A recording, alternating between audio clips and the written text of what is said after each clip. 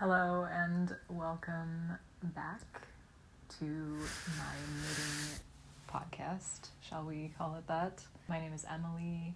I'm really excited to share with you some of the things that I have been working on because since the last episode, it was a while ago, so I've had some time to make some progress on some different things that I'm working on, and I'm really excited to share them with you, and I'm very much looking forward to some of the things that I am going to knit this year, and also some of the plans in general for my life that I have coming up within the next year, and also within the next month.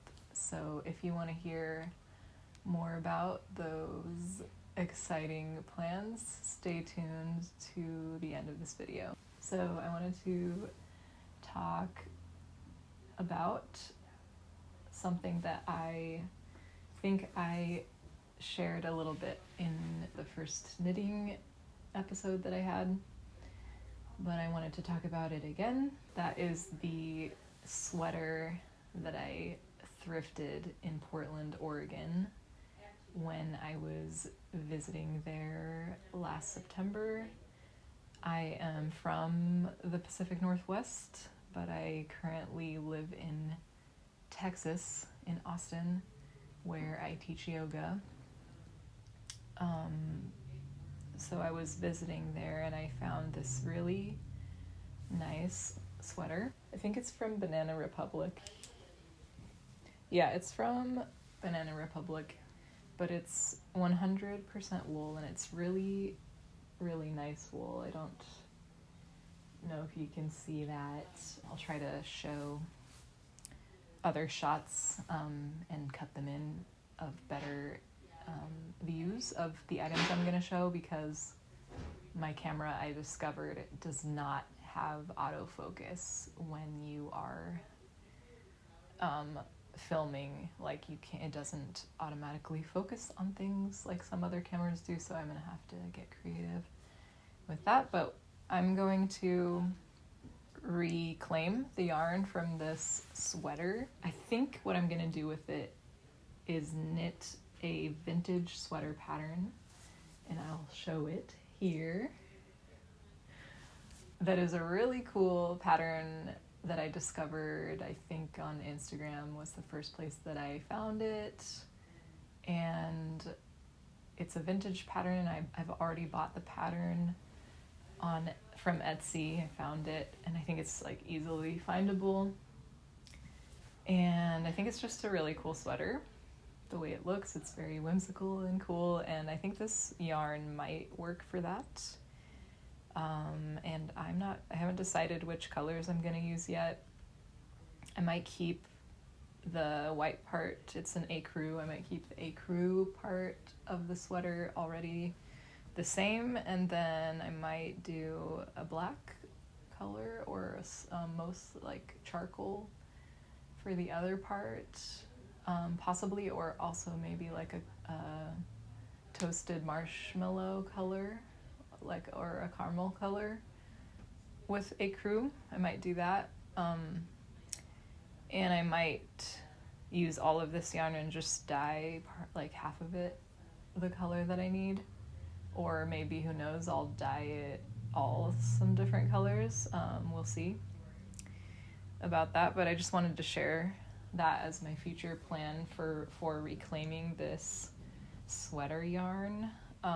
And just to talk about reclaiming yarn in that way, because it's one of the best ways to get really nice, high quality sweater quantity yarn for like very cheap. Like, I'm talking some dollars and cents, because this sweater, I'm pretty sure, was like $3. I think I bought it for $3. So like high quality wool, 100% wool yarn in a sweater quantity for $3, like, you can't beat that. It just takes a little bit of work to reclaim the yarn, but it's completely worth it. And I do not like this sweater at all. Like, I would probably never wear it. Like, I mean, it's all right. It's not the worst, but I have no scruples about undoing the sweater and making it into something else. So that's cool. And if you didn't know already, I am very much into sustainability. So that is also another reason why I think it's cool to reclaim materials and recycle things and reuse things and not to waste things as much as possible. And I also, as much as I can, avoid plastic in my life, so I don't buy fibers that have plastic in them, like nylon, polyester, acrylic. I don't use those. I don't buy them. Wherever possible, I avoid it. And I think that's also important to make the world a better place with less plastics floating around in the environment and inside of our bodies, microplastics everywhere in the oceans, because every time you wash something that has plastic in it, it sheds microplastics into the environment and it goes into your body. Like we all have probably lots of plastic inside of us. So now I want to move on to some completed things that I have done, and the first one, I'm wearing it right now. This is the Hiemal hoodie that is designed by Witre design. I don't know how to pronounce that. She's a Norwegian knitwear designer.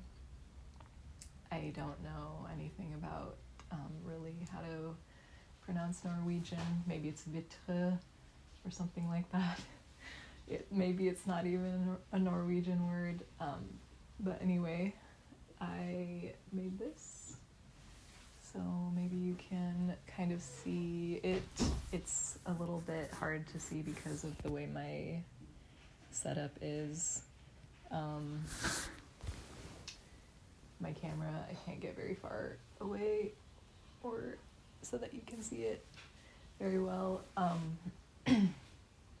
Anyway, I forgot to say that welcome to my craft cave. I'm inside of my craft cave right now, which is my bed, and it has a net around it, and it's just really cozy in here. It's one of my favorite places to be.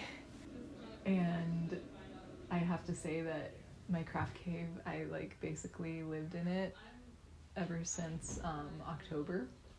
I started just knitting and crocheting a lot at that time last October, and I would do a lot of it in my craft cave in here, and that's why I called it my craft cave, because it was just so cozy. And at the time I was working on a baby blanket, which you can see in a previous episode, and some bags, some crocheted bags that were gifts for some people.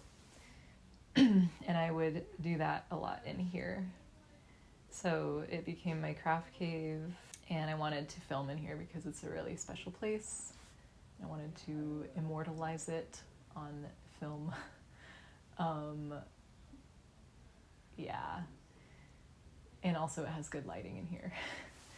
But anyway, to talk more about this balaclava, I think I actually kind of like it more than I thought I was going to, because I was about to talk about how I think I might unravel it and actually re-knit the whole thing because of some issues with it and how I made it. But it kind of after I blocked it, it looks pretty good. I think it has a very slouchy look because I made it a little bit bigger than the pattern called for because I wanted it to be quite slouchy, and I think I might like it like this, because I think in the beginning when I first finished it, it was a little bit too slouchy, it didn't really fit properly, and it is still quite wide around the base, So like if there's some cold wind coming in, it's gonna get in here. So I'm not quite sure about that, or if it's very functional. So I might still need to redo it, which I will do if I need to. But I kind of do like it now that I've blocked it, the way it's very slouchy. The other thing is the neck is quite tight. Like I made it tighter than the pattern called for also, just because when I looked at some of the pictures of this balaclava that other people had made that I liked a lot, it looked like this neck part was like quite thin, and then it would like have bulge out, and it would have this puff, this slouchiness right here. And I found that when I just knit it straight, like the pattern told me to do, it wasn't as pronounced of a difference between this top part and the bottom neck part. It didn't have as much of a change happening here. So I wanted that to be there, and maybe it's just that you have to knit it like the pattern says and then block it to look like that. Maybe that's what happened. So like maybe I'll redo it. I don't know. Because it might actually be a problem that this opening in the face is so big, because it looks nice, but if it's really cold, it's gonna be cold up in there. It's gonna be some wind inside here. So I'm not sure. Also, I did not use the yarn that I used for this was not the pattern yarn, and it was also very much not matching the gauge of the pattern yarn. So I kind of just made it work. I used whatever size needles I needed to in order to get the correct gauge with this much fatter yarn that I used, which I also wasn't sure if it was a good idea once I had finished this balaclava, because it's quite thick and does not drape in the same way as the pattern yarn does. And I know that because I've made this balaclava before using the pattern yarn. So I was thinking I might want to actually only use a single strand of this yarn that I used, because I used two. And this was some, I think it was Ella Ray yarn that I got on like a really good deal. I had to use way more of it than I thought. Like I had to keep buying more and more skeins of it than I, like way more than I thought, and way more grams than the pattern called for. So I was thinking of redoing it and just using one strand of it, because it's quite fat yarn already, and I've knit things with it with one strand only, and it has a nice drape and a nice feel to it. This actually does have a pretty nice drape now that I blocked it and it's all hanging down. I think because it's so heavy, it's like okay, but maybe I would like it more if I only used one strand. I don't know, I still haven't decided yet. And then I would just make a balaclava that's based on or inspired by the pattern by Witre designs, but it would not be exactly that pattern because I would have to change it due to the different gauge. And then I also wanted to say that I used a strand of mohair in with this, which you can probably see.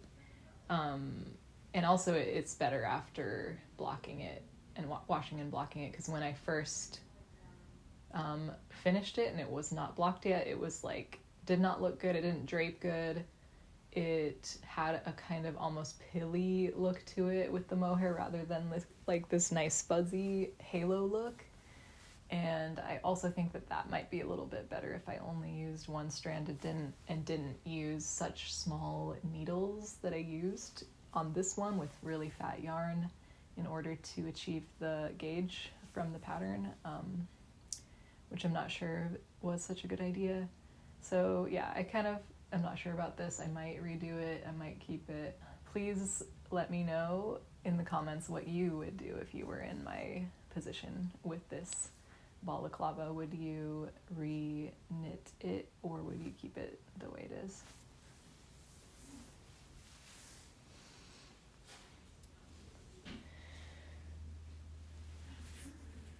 So the next finished object that I want to show you is actually another Hiemal hoodie, but it is a baby-sized one that I made for my sister's baby. And I'm knitting so many things for that baby. And I actually used scrap yarn that was left over from the other Hiemal hoodie that I made for my sister last year. So I just used up the scrap yarn from that. That's why it is a color block look. And I based the pattern from the Hiemal hoodie, but again, that pattern is made for adults, so I kind of improvised it myself to make it baby size. And I think it turned out really well. It doesn't have any mohair in it except for a tiny, like, few inches long piece that I just incorporated in there randomly somewhere so that I could just use it up. And I totally thought that the amount of yarn I had left over would make like 2 baby balaclavas that would each be one of these colors. But it ended up that I had to use every last scrap of the yarn that I had in order to just make one, which is good. I do like this color block look. I think it's cool. I could have also done what I did when I made my sister's balaclava with this yarn, which was a 2-color fisherman's rib.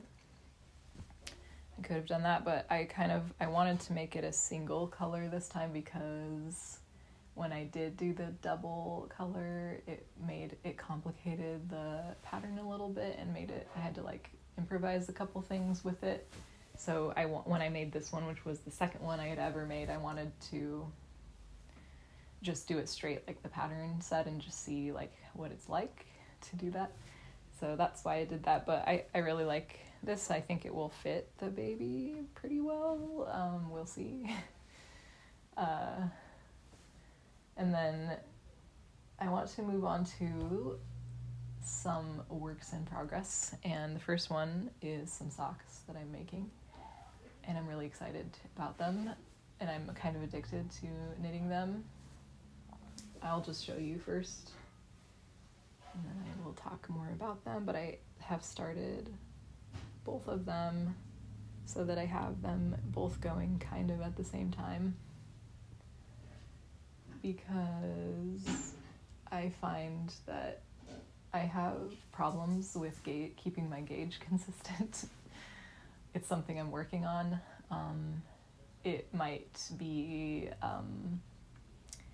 exacerbated by the fact that I knit continentally most of the time, but I still think that I would have gauge problems even if I was knitting English, which I do both. I knit both ways, but mostly continental if I can. And I feel like when I used to only knit English, I also had probably some gauge problems, but I think it's probably more pronounced with the continental, but I'm working on that. And I wanted to knit these socks at approximately like the same time, because I thought it would keep the gauge a little bit more consistent instead of knitting one full sock and then transitioning to the next sock, which can lead to some issues. But yeah, and I don't have magic loop needles, nor do I know anything about them or how to use them. So I know you can knit socks at the same time. You can knit 2 socks at the same time using those, but I don't have any. Maybe in the future I will try that. But I really love this yarn. It's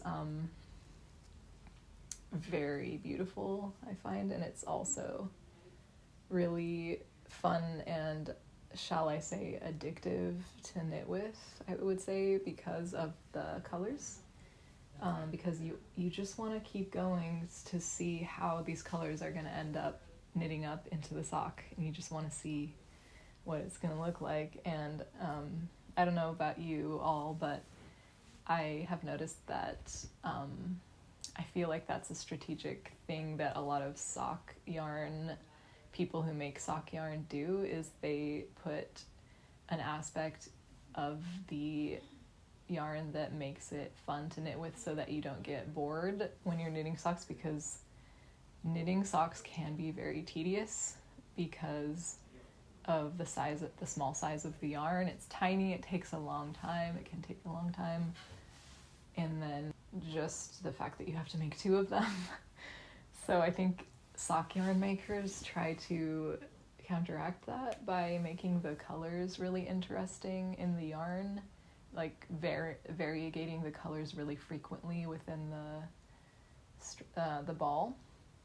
And I think that's why people like to knit striped socks, like self-striping yarn. And this yarn certainly is really, like, for me, interesting because it's always changing. It's gradating very gradually from one color into the next, which I find to be absolutely beautiful and fascinating. And it's why I'm addicted to knitting them. Like, you just want to get to that next color and see what it's going to look like. So I wanted to talk about the construction of these socks. It's been like 13 years since I've made socks, so it's me figuring out how to do it again. And I'm also doing toe-up socks for a very specific reason, which I will talk about momentarily. But the other socks that I made like 13 years ago were cuff-down socks. And the reason I decided to do toe-up socks with this was because I found this beautiful yarn at a really cool craft repurpose / thrift shop that we have here. And so it was like a really good price, and it's beautiful. I just got lucky finding that. I didn't even have any plans to make socks, but once I found that yarn, I just knew that I wanted to make something with it because it's beautiful. Like, when you see like a really high quality ball of yarn, especially when it's amongst a lot of like acrylic yarn, you just gravitate towards it immediately. At least I do. So I knew I needed to have that, and I only have 1 ball of it, and I wanted to use absolutely all of the yarn. So what I did was I divided the yarn into 2 equal balls by weight, and I'm knitting from the toe up so that I can just knit it until I run out of yarn, and then however much that is will be how tall the cuff is of the sock. And I'm just doing really like basic pattern because I'm that way. I'm basic. Actually, I would probably characterize myself more as minimal. I'm a minimalist more than basic, but you know, I probably have a few basic characteristics about me too. But this pattern, I am using a tutorial on YouTube of how to knit toe-up socks that is by Purl Together. So you can find that on YouTube, and there's several videos that teach you how to make the toe-up socks, and it's customizable so you can change it to suit your needs. And I am just doing straight up stockinette stitch, which I think is beautiful, a beautiful way to showcase the beauty of this yarn without any frills. And it's just really relaxing to knit stockinette. It's super easy, especially with continental knitting. So this is also why I'm addicted to knitting this, because this is my project that I can just pick up and knit anytime. Like, I don't have to look a lot at the pattern unless, or like at the video, unless I'm at one of the parts where it's changing. But right now I'm just knitting the foot, so that's just straight stockinette in the round for a really long time. It's nice to have at least one project where you don't have to think about it too much. I will say I'm not someone who has a lot of projects going on at the same time. I actually usually don't do that. I usually only do one thing at a time, but after seeing some other knitters who had like very many projects going on at the same time, I thought I would try it out. So I've been having more than one thing going on at the same time. I'm not sure if I like it, but it is nice to have like at least one thing where you don't have to think about it too much if you're working on something else that is very complicated, just so you can have a break from it for a while. The other things I will say about this is that I used a Turkish cast on for the toe, which I really like the way it looks. It's seamless, and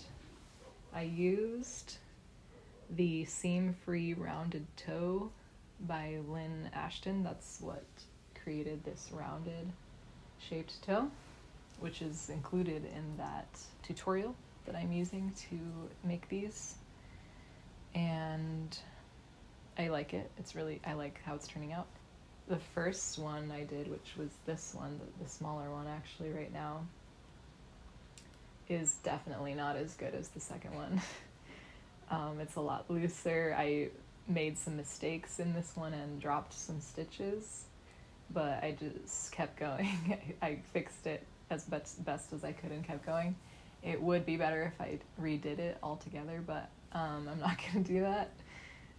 There's a lot of gauge issues and tension issues in this one, as opposed to the other one, the second one. But I'm just going to block it, and also I think I will slightly felt these too, and I think that will resolve any of these issues and make the socks more durable.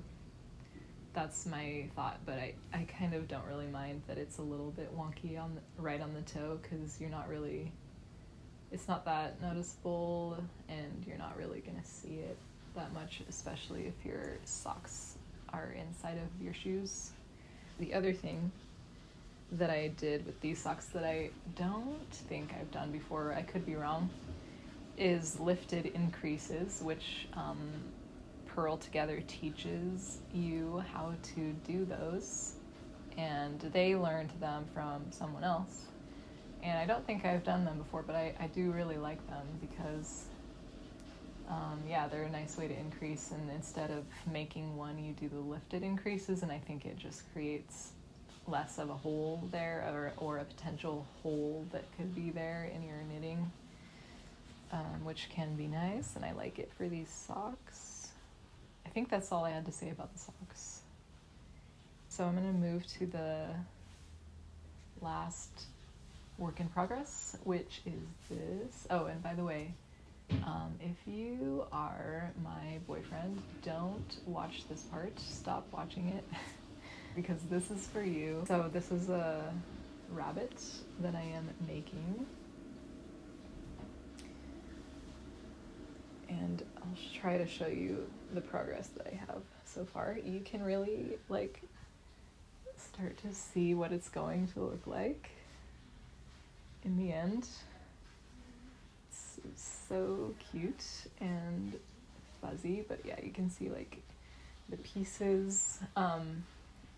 This is a rabbit pattern. It's a Black Otter Rex pattern by Garland.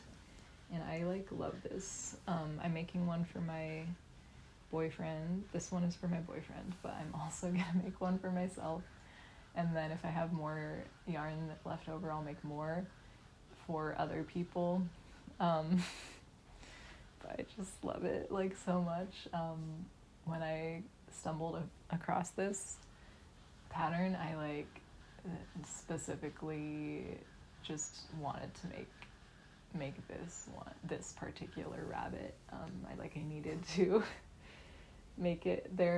She has a lot of other rabbit patterns, and some of them I want to make too, but this was the one that really stood out to me.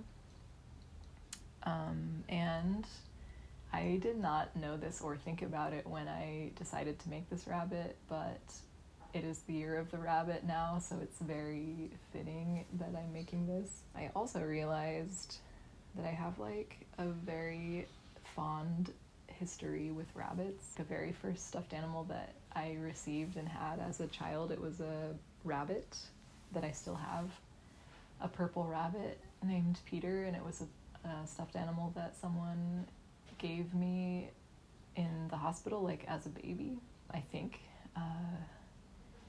I'm not sure who gave it to me. I can't remember who it was. I know that they've told me who gave it to me before and I forgot, but I had several rabbit stuffed animals as a child, and I will say, like, I love stuffed animals. They were a huge part of my childhood. To me, they were so important. They were alive, they were sentient, they had feelings. They just were like really important to me. Each one had a soul. I still have many of my stuffed animals, not with me here, but they're back at home in the Pacific Northwest. They're just really important to me, and I think that's partially what led to the creation of this rabbit. Also, my favorite book as a child was Watership Down too, so I realized, oh yeah, I have like this kind of connection to rabbits in a way. This pattern uses 100% wool yarn, some of which I got from the craft thrift store that I mentioned earlier. Some of it I bought online, which is the pattern yarn from the Drops line of yarns, and that stuff is really affordable, so I just got some of that.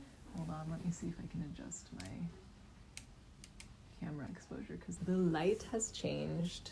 There we go. Some of it, the copper part here, is this really nice, lovely yarn. I love it every time I knit with it in this pattern, which is not very often in this pattern because this rabbit is mostly black, but every time I get to knit with it, I'm really excited because it's kind of this mottled, variegated yarn that I got from a local yarn shop in Chehalis, Washington, which is one of my favorite yarn shops ever. It's called Ewe and I. It's such a great place, and they have their own sheep farm. They make their own yarn, and that was some yarn from their own sheep, and they dyed it.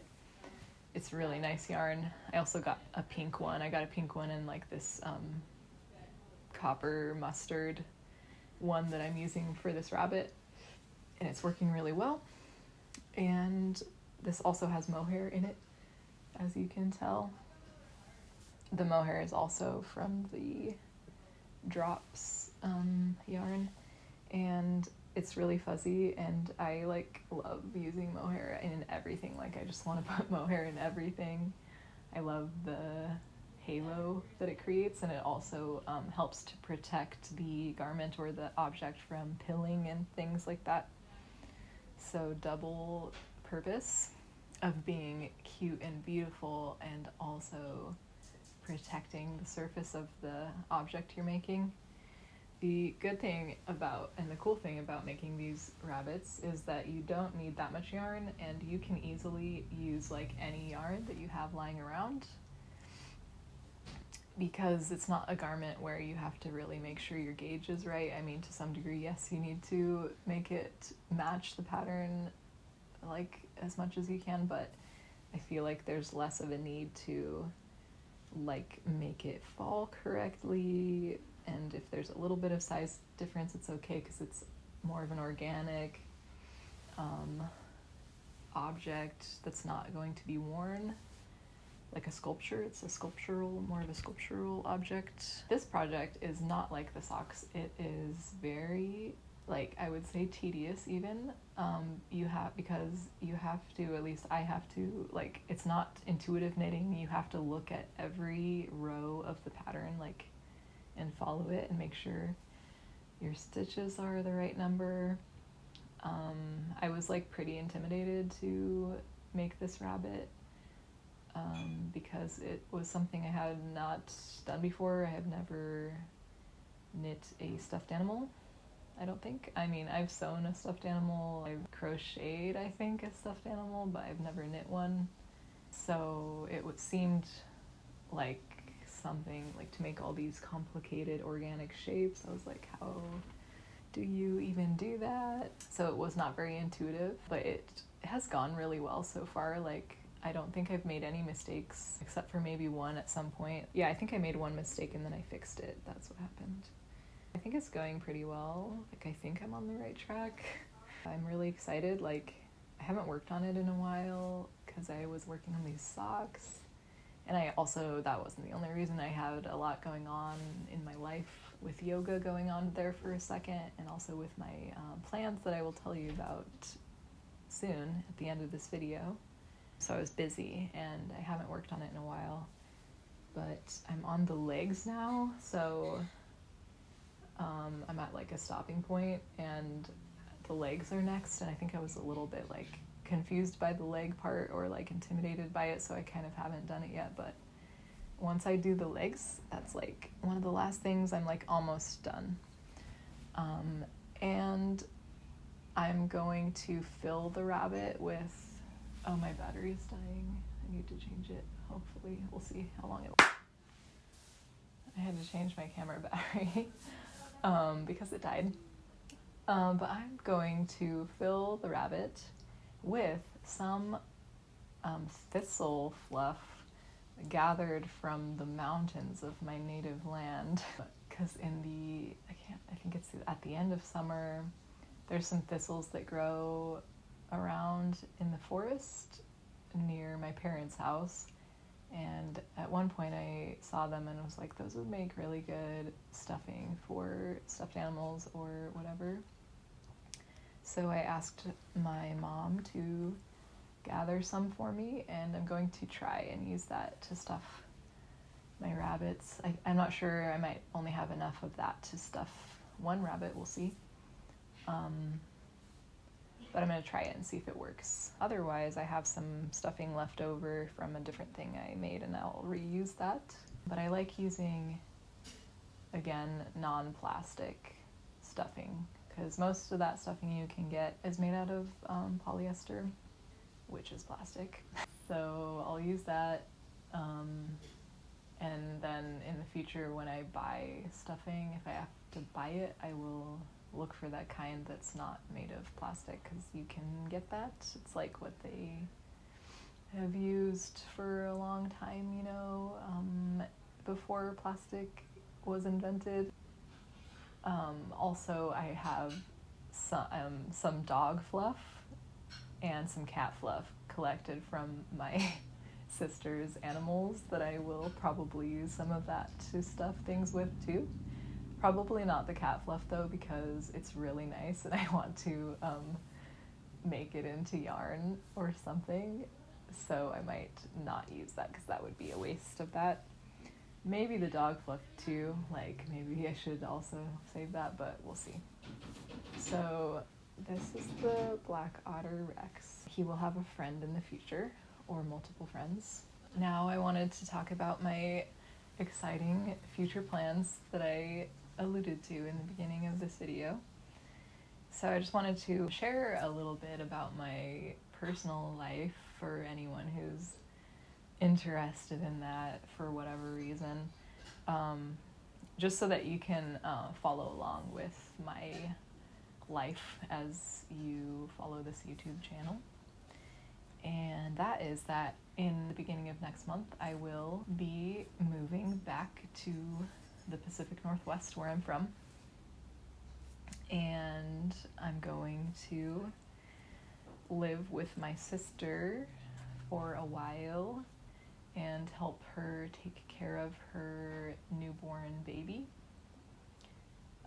So I'm going to do that and save money for another plan that I have, which is even more exciting than this one. I'll just say that it involves moving to somewhere else, even more exciting. That is my plan for the future. I will talk more about that in future videos, but that's all I'll say for now, is that I'm moving back to the Pacific Northwest to save up money for an even more exciting move coming up. I will say that my goal, or my aim, my target, is to move to this new location within the first 6 months of the new year. But I don't know if that's going to actually be possible. But we'll see. I will keep you updated on all of that in the future videos. And I just wanted to let you know so that you could all follow along with my adventures for the new year, for this year. And you can look forward to more content and more videos from the Pacific Northwest again, which is my home and which I love So yeah, you can look forward to seeing more of that in the future, and then in the farther future, even more exciting, I think, content from other locations in the world. And I don't want to say too much because it's not actually happened yet, so I want to wait until it's more concrete to talk more about it, to talk more concretely about it. But thank you all so much for watching, for your support. To those of you who've watched every video so far, thank you so much. I'm honored that you would take the time to watch me talking about things, and there will be more. As you can see on my channel, it's not just knitting, there's other things going on. So I want to bring more of that into my channel as well. Other things that I do in life, not just knitting and fiber arts, but whatever else I might be doing, like traveling, cooking, painting and drawing, animation, yoga. So stay tuned if you are interested in that. Thank you so much for watching, and I will see you in my next video. Do do do do do do.